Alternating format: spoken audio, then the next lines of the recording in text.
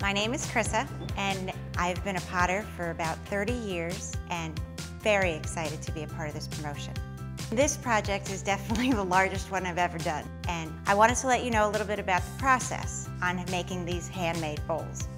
The clay that I'm using is a stoneware clay, which is slightly more durable than your normal dishware. First, you need to weigh out the clay. Then you need to wedge it on a wedging table, which essentially gets all the air bubbles out of the clay. Then I collect all the balls of clay. I usually do about 50 a day, and I sit down at the wheel. I take my ball of clay and I throw it right into the center of the wheel head. Then I'll start my wheel at a fairly high speed and center the clay.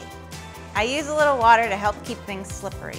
So then once the clay is in the center, I use this handy dandy tool that I have, that my husband made for me, to open the ball of clay, which helps to create a flat, even bottom for the bowl.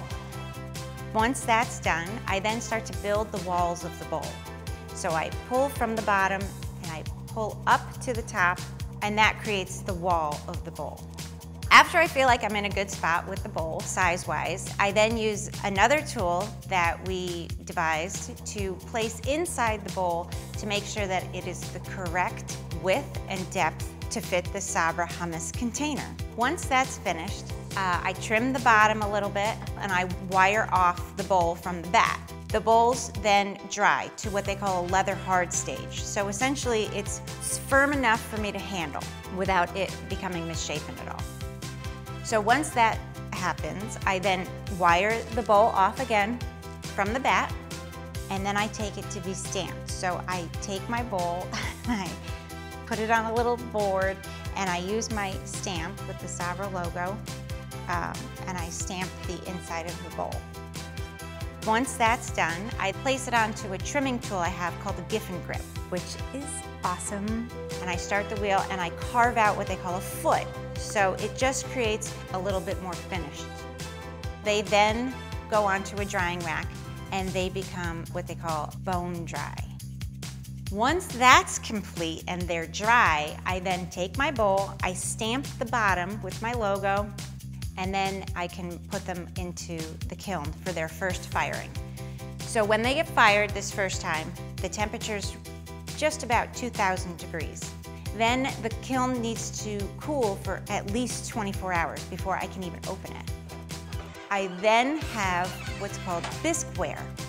And my bisqueware, because I use a high-fired stone clay, the bisqueware is actually a pink or salmon color. Then I'm ready to start the glazing process. So the first thing I need to do is I wax the bottom. So I brush like a liquid wax onto the bottom so that there's no glaze on the bottom. Because if there is, it will stick to my kiln shelf and it will be ruined.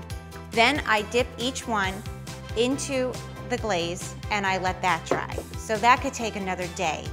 Then I can load the kiln back up with these glazed bowls. During the next firing, the glaze firing, the kiln will reach about 2,300 degrees, and it will also run for roughly 8 to 10 hours. Then it will need to cool again for 24 hours, and when I open the kiln, I have my finished product. This is one of the Sabra bowls that I made. It has the chickpea logo on the inside, and it fits the Sabra container perfectly.